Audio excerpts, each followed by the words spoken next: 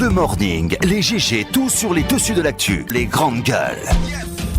Parlez beaucoup, mangez l'argent, voyagez beaucoup seulement, mais travaillez beaucoup, créez des choses, emploie des jeunes, non, non, non. Les dirigeants africains, les dirigeants sont comme ça. Les grandes gueules. Mardi 5 juin 2018, merci de nous rejoindre dans cette émission, les GG. 4 possibilités pour réagir à nos sujets. GG au 8037 si vous êtes abonné Orange ou vous faites le 657 39 13 13. Ça se passe aussi sur notre site internet www.espacefmguinée.info ou sur Twitter avec ce lien hashtag espace GG. Et derrière, nous ferons le devoir de relayer vos réactions dans cette émission et qui vont défiler le soir à la télévision. Vous êtes du côté de Dakar mais aussi du côté de Bamako. Vous nous regardez à la télévision tous les soirs. Vous avez accès à cette émission à 22h30 ici dans la zone spéciale de Conakry. Tous les soirs, vous suivez donc la rediffusion de cette émission à 18h sur Suite FM, la radio rouge. Merci donc de nous rejoindre dans cette émission. Au menu, dans l'actualité, la communauté Kissi vend debout contre une décision du président Alpha Condé à l'issue d'une réunion hier. Elle aurait demandé à Roger Patrick Milimono de refuser d'occuper le poste de ministre de l'élevage. À l'origine de cette situation, la nomination de Oegui Lavogui, l'ex-ministre des Transports à la tête du ministère de l'Environnement, des Eaux et Forêts, poste ministériel auquel Roger Patrick Milimono venait d'être nommé à la constitution du gouvernement Kassouri le 26 mai dernier. Qu'est-ce qui justifierait cet appel de la communauté Kissi? On pose la question ce matin chez les grandes gueules. Monsieur Antoine Kila Ifono, il est porte-parole de la communauté Kissi. Il va être au téléphone dans cette émission. Si tout va bien aussi, on ira chercher une réaction auprès de monsieur Michel Kamano, qui est également de la communauté Kissi et qui est donc membre responsable de la commission ECOFIN à l'Assemblée nationale, donc député au sein de l'hémicycle. Et sur le même sujet, on entendra aussi monsieur Ahmed Kourouma, il est du parti Groupe. Les conclusions provisoires d'une récente mission d'inspection qui a visé l'OGP, Office guinéen de publicité, font état d'un montant de plus de 24 milliards de francs guinéens à justifier et de 14 autres milliards à rembourser. Une situation qui fait dresser les cheveux au premier responsable de cet établissement public à caractère industriel et commercial. Ces derniers s'y opposent et dénoncent la procédure qui a prévalu à cette inspection. Ils pointent notamment le non-respect du principe du contradictoire. Question ce matin, quelle est leur part de vérité dans ce dossier?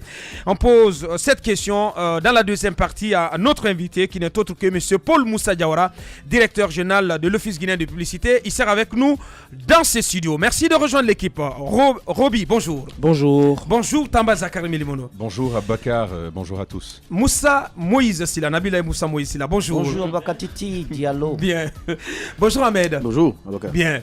Non, mais la ville de Conakry, je le disais hier, totalement défigurée par les ordures. La ville de Conakry, une petite pluie révèle toute l'ampleur des immondices apparemment qui sont enfouis sous le sol. On ne savait pas, enfin on le sait déjà, mais à chaque fois qu'il y a saison de pluie, l'ampleur des dégâts liés aux ordures qui prennent d'assaut les rues de Conakry. Et les concessions. Etc. qui rivalisent avec les chiens errants et tout ça. Conakry et les chats et les rats. Je ne sais même plus le nombre de rats à Conakry est peut-être égal à la population. Il faut le dire clairement que le Conakry, c'est Conakry, si ce n'est la capitale la plus sale de l'Afrique de l'Ouest, en tout cas elle est l'une des capitales les plus sales de l'Afrique. D'accord, il faut le dire. Les mesures qui ont été prises n'ont jamais réussi. Quelles mesures? Je pense que les mesures de nettoyage qui ont toujours été prises ici.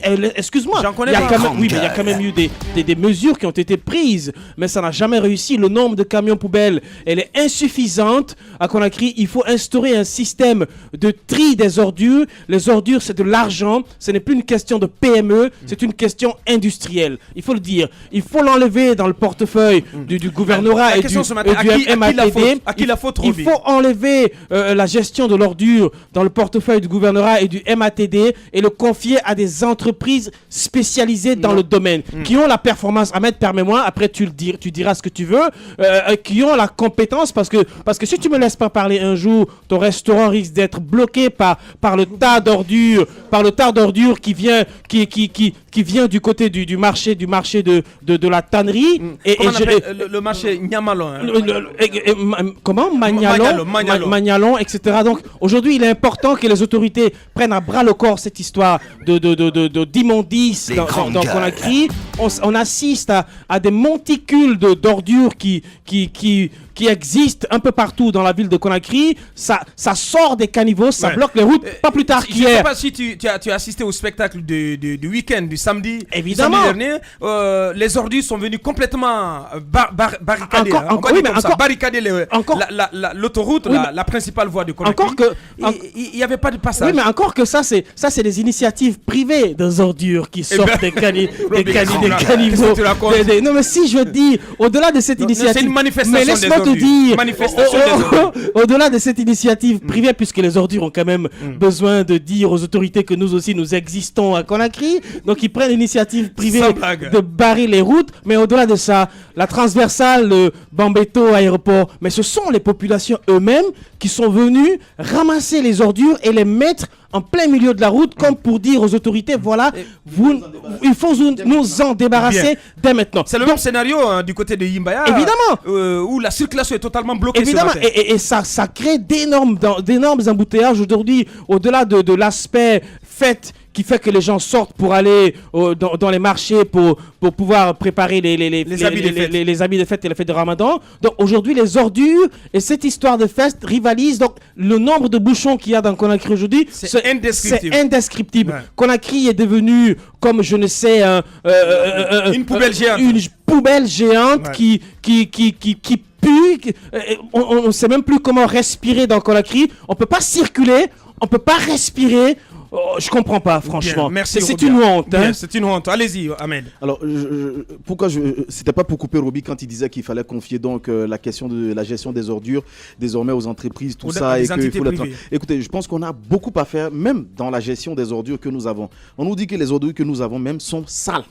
C'est-à-dire difficile même à exploiter. Donc cela sous-entend que même les ordures se trient à la maison, ce qui ne se fait pas du tout. Donc c'est du fourre-tout et ça, même comme ça on ne peut pas l'exploiter. Au-delà de cela, de tout cela, qu'est-ce que moi je propose aujourd'hui? Comme dans d'autres pays, je préfère qu'il y ait un ministère de l'assainissement et de l'eau.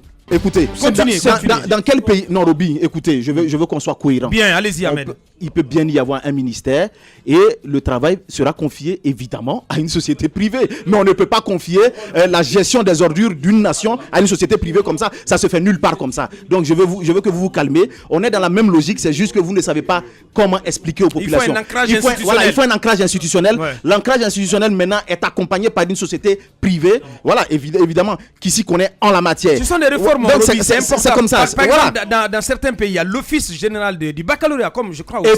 Effectivement. Donc c'est pas pour dire non, ne faites pas un raccourci du genre confier à une, on va se lever du jour au lendemain, confier à une entreprise. Non, je pense que l'institution devrait exister aujourd'hui. Et pour moi aujourd'hui, comme dans d'autres pays, je crois comme en Tunisie, au Cameroun, tout ça, je pense que la Guinée en a besoin pour que désormais la question des ordures soit directement traitée.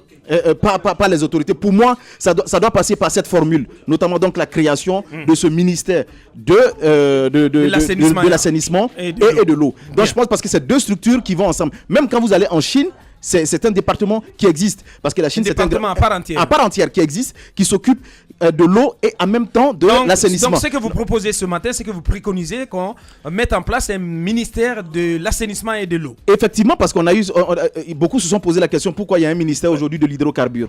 Et on nous dit non, alors que on n'est pas un pays où non mais pourquoi créer un ministère de surplus? Il y a déjà le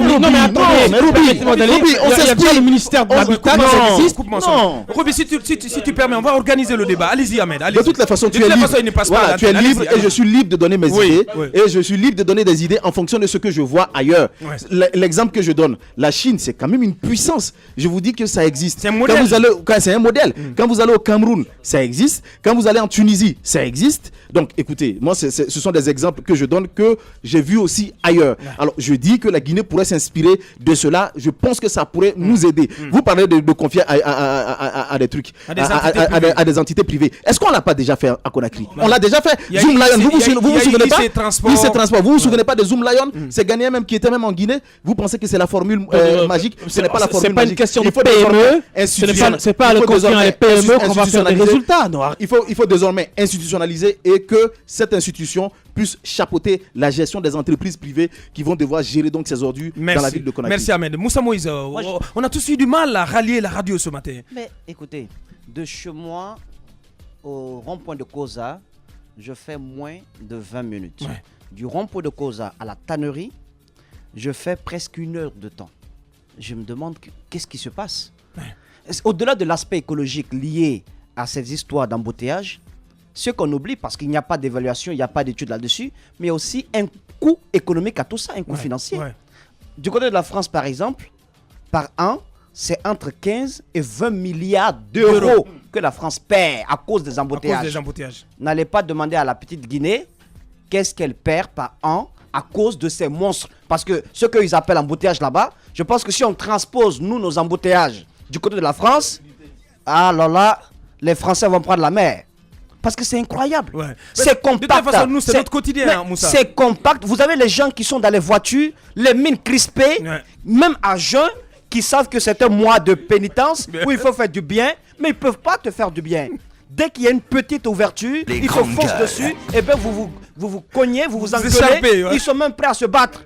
Après, ils se rappellent qu'ils sont à jeun. Ouais. Tout ça, ce sont les embouteillages qui font parce que ça crée le stress. On fait de la télé. Ça crée le stress. Moi, j'aimerais qu'on se pose un certain nombre de questions. Pourquoi l'État a tâtonné sur ces questions de lutte contre l'insalubrité dans notre pays? Pourquoi l'État a fait autant de tâtonnements? Le service public de transport des déchets, SPTD, c'est un service... Ça existe encore? Mais attendez, c'est un service agonisant, c'est un service public. Ensuite, la décision qui a été... s'il vous plaît, la décision qui a été celle, la décision qui a été celle, parce que c'est quand même un décret qui a nommé ce monsieur, lorsqu'on l'a débarqué du côté du port autonome de Conakry, on a créé une agence pour l'assainissement public, pour la lutte pour l'assainissement et la salubrité publique. Et la salubrité publique. Mais ce service, il n'existe que par son nom. Aucune action sur le terrain. Mais vous allez vous renseigner, vous trouverez que ce monsieur n'a pas un seul copec comme budget de fonctionnement. Je pense. Encore moins d'investissement. Alors, au-delà de tout, nous sommes dans un pays où on est incapable, surtout dans la capitale, d'afficher les résultats issus des dernières communales. Où on aurait pu responsabiliser des élus locaux, on aurait pu leur donner une certaine feuille de route en les imposant certains résultats. Mais qu'est-ce que vous avez à imposer à quelqu'un qui est à la tête d'une délégation spéciale? Mais c'est la délégation spéciale qui continue jusqu'à nos jours. Eh bien, le peu d'argent qui rentre, on peut en faire autre chose parce qu'il n'y a pas de contrôle, parce qu'il n'y a pas de suivi. Nous sommes dans un pays qui n'est même pas capable d'organiser des élections communales. Alors que la première responsabilité... mais il faut aussi rappeler que les comptes de ces délégations spéciales sont gelés depuis de longs mois. Hein. Mais écoutez, les conséquences sont là. Absolument. Les conséquences sont là. Et vous les voyez, ces commis de l'État, ces grands patrons, quand ils viennent, malgré les ordures, ces sirènes-là, ils vous tympanisent, ils descendent avec les hommes à muscles qui vous balaient tout devant, qui disent, mais quittez. Ils ont le temps de faire passer leur chef, leur gourou, et nous autres, nous sommes là en train de suivre la ligne. Et ceux qui me metteurs dans tout ça, vous qui êtes dans la circulation, parce que vous savez que vous participez à une mission de Grande Côte, on vous reconnaît dès qu'on voit votre visage. Donc vous avez horreur de prendre les doubles lignes et autres. Vous restez dans la file. Mais vous qui faites ça, les gens qui viennent, qui créent de la 3e, 4e ligne, ils viennent, ils vous dépassent et ils arrivent avant vous. Oui. C'est incroyable. Commissaire Sarr, Babacar, ça doit prendre ses responsabilités. Si vous avez... Il ne peut rien, écoutez, le pauvre. Je pense qu'à un moment donné... Le parc automobile de Conakry a explosé, il n'y a pas d'infrastructure. S'il a des policiers qui sommeillent à l'intérieur du pays, appelez au renfort. Non. Mais on en a besoin parce que ce qui se passe là, c'est incroyable. Appelez au renfort, organisez-vous, c'est pas possible. Moi, j'estime que la responsabilité est partagée au niveau de l'insalubrité dans la capitale.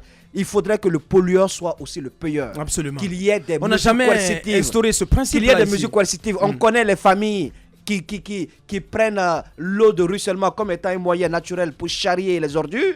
Ben, ces familles-là doivent être taxées. il faudrait qu'il y ait des mesures coercitives. Si cela n'est pas fait, eh bien, on continuera encore d'utiliser cette zone de La dernière fois, on ne s'est pas entendu sur cette question et je rebondis là-dessus. Je dis que je ne suis pas d'accord avec cette logique de Moussa. Est-ce que vous avez montré un point où on doit déposer les ordures pour pouvoir donc... Non, écoutez, c'est important. C'est important. Vous avez des populations qui n'ont aucun point de dépôt. Qui n'ont pas où aller déposer. Il n'y a pas de point de dépôt. Ouais. Les PME aujourd'hui, les PME qui travaillaient du côté de Yimbaya allaient déposer donc les ordures juste à côté du marché. Mais désormais, c'est interdit.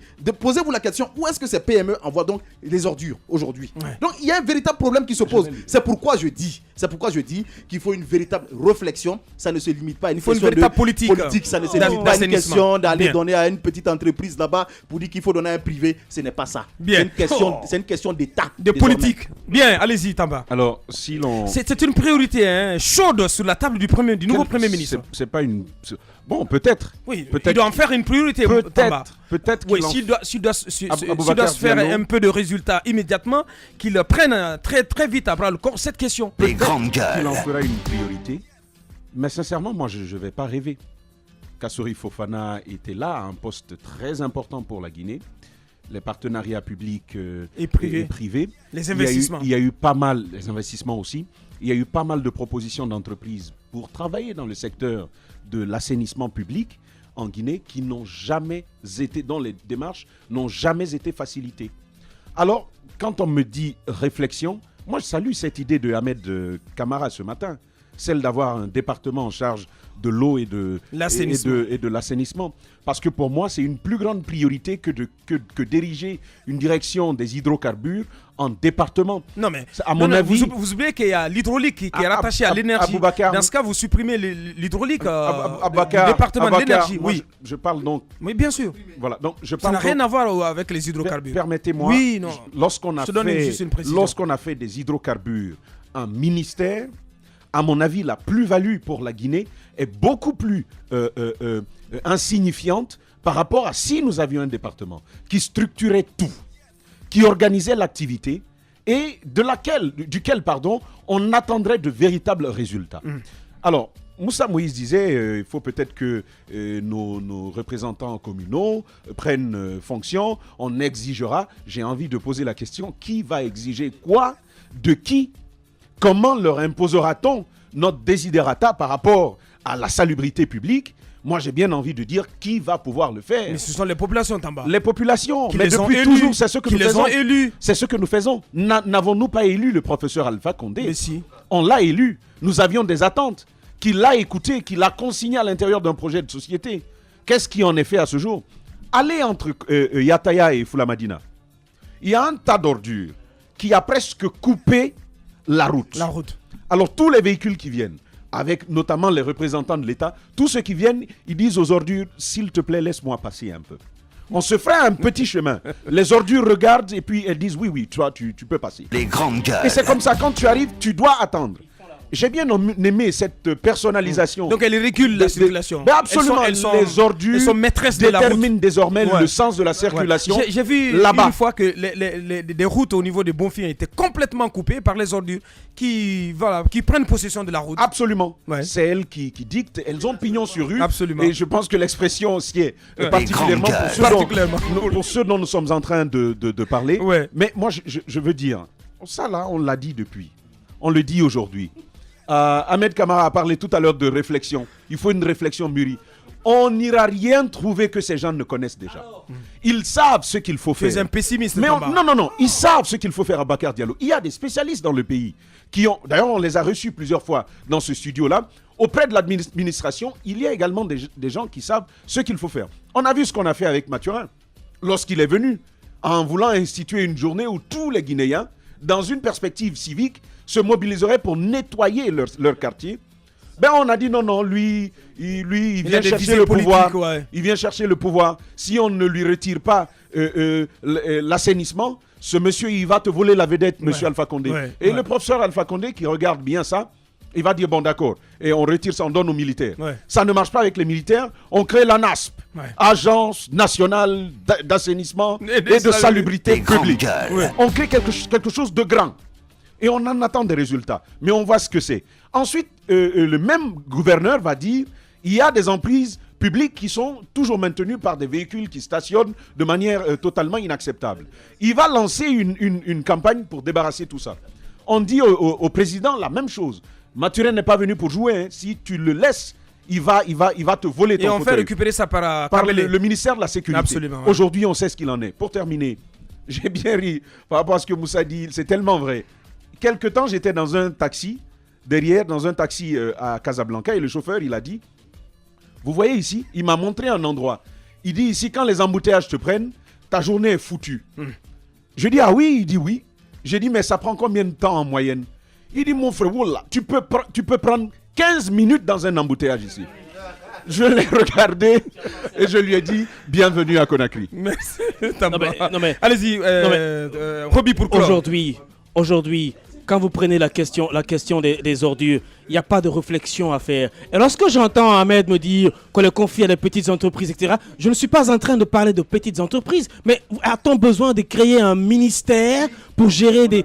Non mais attendez, a-t-on besoin de créer un ministère pour gérer la question des ordures? Mais le modèle actuel, le modèle d'une grande direction, quelle est la différence entre le modèle d'une grande direction et un ministère? Tout ça, non, permets-moi Ahmed, tout ça c'est budgétivore, c'est toute une chaîne. Vous avez une responsabilité de l'État, mais en même temps vous avez une responsabilité citoyenne. Mais on ne mange pas autre chose que les Rwandais ne mangent, ou les Ivoiriens ou les Sénégalais ne mangent. Pourquoi ne pas copier leur modèle? Aujourd'hui vous prenez les poubelles, vous les installez, vous installez des poubelles. Ahmed, permets-moi, tu as parlé tranquillement. Attends, je vais aller... tu veux copier le modèle ivoirien, il y a un ministère? Attends, mais si c'est ce que tu veux copier. Il n'y a pas de ministère des ordures en Côte d'Ivoire. Si, vous avez le ministère de l'assainissement, ça existe. Je dis encore une fois, je dis encore une fois, il faut créer.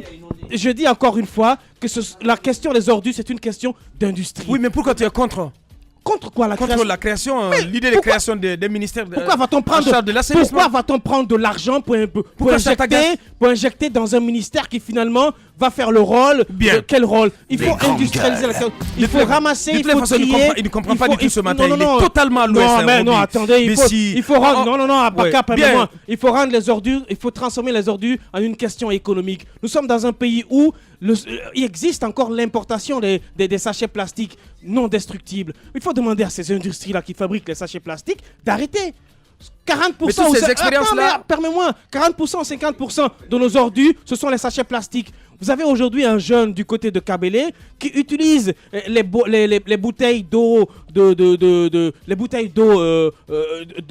qu'on appelle les SIPA, les bouteilles d'eau minérale, qui les recycle pour les transformer et fabriquer les pots de fleurs que nous voyons que les gens installent devant leur maison et à la véranda pour y planter des fleurs. Il existe aujourd'hui cette petite industrie-là ici. Il faut encourager les initiatives pareilles. Aujourd'hui, les Chinois vous achètent tout ce que vous appelez bouteilles recyclables et s'achètent plastique parce qu'ils en utilisent pour leur fabrique. Pourquoi ne pas encourager ces initiatives? Non seulement il faut sensibiliser les ménages dans les tri des ordures. Si vous voyez que les ordures ne sont plus récupérables à Conakry, c'est parce qu'ils se trouvent dans les égouts. Et quand ils sortent dans les égouts, vous ne pouvez plus faire la différence entre boue, ordures, plastique. Et tout, c'est un gros mélange qui donne des odeurs nauséabondes. Les tri commencent dans les familles. Je pense que c'est une initiative d'abord qui commence dans les familles et successivement. Et si vous n'avez pas au bout de la chaîne, si vous n'avez pas une structure de transformation... Ce que vous voulez dire en amont, c'est d'abord une question citoyenne. Une question citoyenne, puis intervient l'État. Et à la qui interpelle aussi le ministre Gassama. Absolument. Pourquoi pas? Et à la fin, il faut qu'il y ait une chaîne de transformation. Parce que si vous n'avez pas une chaîne de transformation, tout le boulot que vous ferez du ramassage au recyclage, etc., vous allez les amener où? Vous allez les entasser dans un lieu et les ordures vont vous dire nous aussi, on fait partie de la population, on revient en ville. C'est exactement ce qui se passe. Allez-y, Ahmed pour clore. Vous savez j'ai quand même eu de la chance d'avoir vécu quelque part où des initiatives comme ça ont quand même émergé petit à petit et dont on a vu l'évolution. Ce qu'il dit, quand il dit c'est d'abord une action citoyenne, c'est ceci, c'est cela. L'action citoyenne, je suis d'accord. Mais vous savez comment l'action citoyenne a commencé quelque part parfois? Je me souviens que quand ça avait commencé à l'époque, quand on était en Côte d'Ivoire, il y avait même ce qu'on appelait c'était des sachets plastiques, les sachets à ordures, que les familles devaient donc se procurer pour permettre à la ville de ne même pas être sale. Donc, vous l'avez dans votre poubelle, vous mettez les ordures là-dedans. Quand vous finissez, tac, vous tirez et les ordures sont protégées. Mais vous pensez que ça, c'est tombé du ciel? Il a fallu une politique. C'est pourquoi je vous dis, tout ce que vous êtes en train de dire, on dit pratiquement la même chose. il faut industrialiser la question des ordures. On est tous d'accord avec ça. Mais ce que vous ne voulez pas, justement, c'est ce que moi je veux. Il faut ériger aujourd'hui en département parce que ça permettra de mieux mettre en valeur la politique que, bien évidemment, l'État voudra avec les moyens qu'il faut. Et à mon avis, ce sera mieux géré comme ça que de créer tout simplement un département qui n'arrive pas à s'en sortir, qui n'a pas de budget. Mais je pense que plutôt avec un ministère, ça pourrait marcher. Merci Ahmed. Et bienvenue à vous au pays d'Alpha Condé, le pays record de l'insalubrité. Véritable success story de la radio Espace Guinée, les Grandes Gueules, détentrices des meilleurs scores radio en Guinée, de la meilleure émission talk show, a donné le créneau horaire du départ au bureau et du retour à la maison, récoltant depuis des années consécutives le titre d'émission la plus écoutée en Guinée, toutes catégories confondues. Un grand total de plus de 5 millions d'auditeurs ont été fidèles au talk show Les GG, diffusé jour après jour sur toutes les stations du réseau Adafo Média de 9h à 10h30, un exploit qui restera longtemps dans les annales de la bande FM en Guinée.